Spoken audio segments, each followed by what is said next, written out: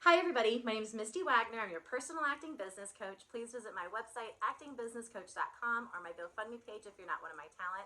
In this video, I'm going to go over some of the mistakes that we're seeing that are coming up in self-taping and callbacks and Zoom callbacks. So we want to make sure that you're not making these mistakes, and sometimes it's always good to show you some bad examples of what not to do. So first of all, my hair is not fully washed and freshly cleaned, and I believe it does show on video. So I always recommend just start with making sure that you are presentable. So hair and makeup should be done, should be clean, washed. Your outfit matters. So what I have on right now does not work. It has writing on it, which is inappropriate. And so you want to make sure your wardrobe's also on point that day. And your camera and your equipment and everything else needs to be good. So having a solid background like this is wonderful. Having good lighting like I have right now is wonderful. But you also need to make sure you have something to hold your camera. So you should have a tripod as well. And you want to make sure when you're recording that you are recording it and you're even. So right now I have it tilted just to make a point, but this is me standing straight up. And if I was recording a video right now and all to find out I was anywhere in this range of not being even, it would not look right. So make sure you're also doing that.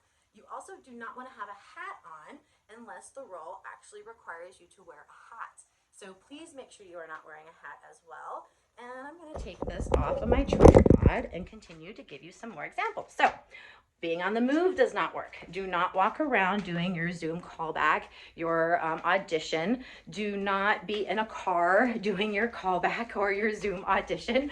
It is important that you find a nice spot with a solid background with some good lighting. Natural lighting is also good, which is what I just stepped into. You want to make sure you don't get to be too bright where you're glowing. So there is definitely a fine line there. And you should never record with a window behind you because now you are dark. This is probably the biggest mistake I see people make, and I don't understand it. So please do not shoot a video with a window behind you. The window should always be towards the front of you where you have nice, even lighting, preferably.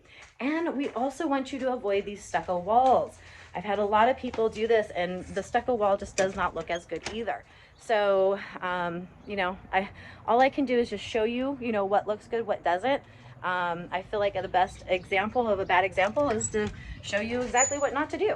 And also your placement with your camera. So you shouldn't have the camera up so high where your eyes have to be like super open just to, be looking at the camera.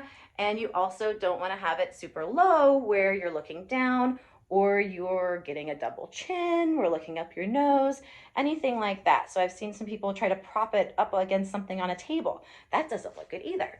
So please take time to find the right spot for you to do your self-tapes and your auditions, because you will find that the time comes and there isn't a whole lot of prep and it's a fast turnaround. So make sure you know what to do before the opportunity comes. Otherwise, you're going to be really stressed out, scrambling around, making mistakes. There's deadlines as well. I recommend not waiting to the last minute for the deadline. If it's a 12 p.m. cutoff, get that done and ready 2-3 hours before in case you have any technical problems. Hope that helps.